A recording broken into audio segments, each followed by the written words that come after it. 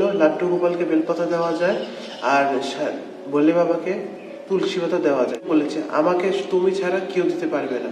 যেমন শালিগ্রাম শিলা, নারায়ণ শিলা, এটা কেউ ছুঁতে পারে না, শুধু পুরুষ ছুঁতে পারবে, তাছাড়া মহিলারা এটা কোনো সময় ছুঁতে পারে না। দিন পর থেকে শ্রাবণ মাস শুরু হচ্ছে, তো মনে রাখবেন।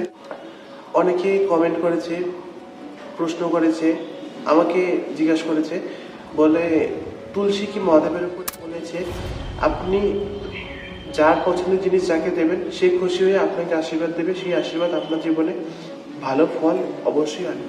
রাধে রাধে, আমি সুদীপ্ত। আজকের ভিডিওতে কথা বলবো ভগবান শিব এমন একটা কথা বলেছেন গ্রন্থে, যেটা যদি আপনারা পালন করেন তাহলে আপনাদের জীবনে যত বাধা বিপত্তি, ধন সম্পত্তির মূলত সমস্যা, তা অধিকাংশ দূরে চলে যাবে। কি করে?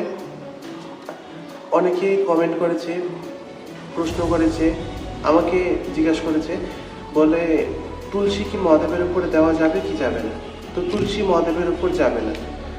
তুলসীর স্বামী হলো নারায়ণ, আর বেলপাতার নারায়ণের অতি প্রিয় হলো তুলসী, আর বেলপাতা হলো ভগবান শিবের অতি প্রিয়।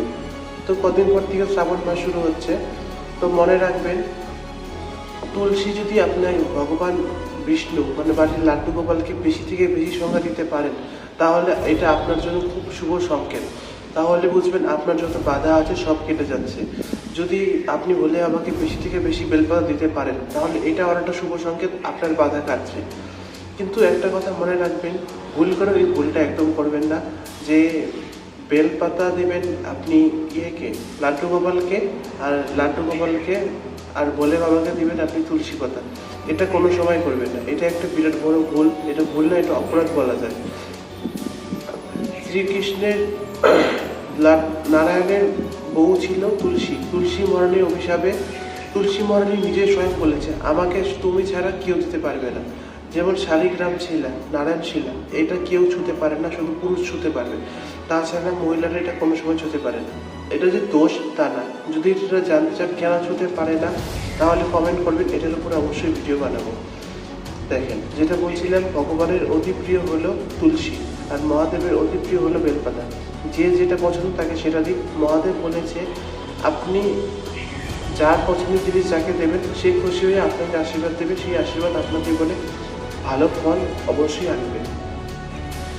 এইরকম উল্টাপাল্টা একদিনই হতে পারে, সেটা হলো বৈকুণ্ঠ চতুর্দশীর দিন। এটা কালী পূজার পরপরই পড়ে।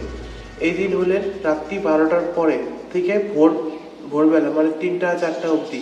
তখন হলো লাড্ডু গোপালকে বেলপাতা দেওয়া যায়, আর ভোলে বাবাকে তুলসী পাতা দেওয়া যায়। এটা শুধু বৈকুণ্ঠ চতুর্দশীর দিন, তাছাড়া কোনো সময় এরকম ভুল করবেন না। রাধে রাধে।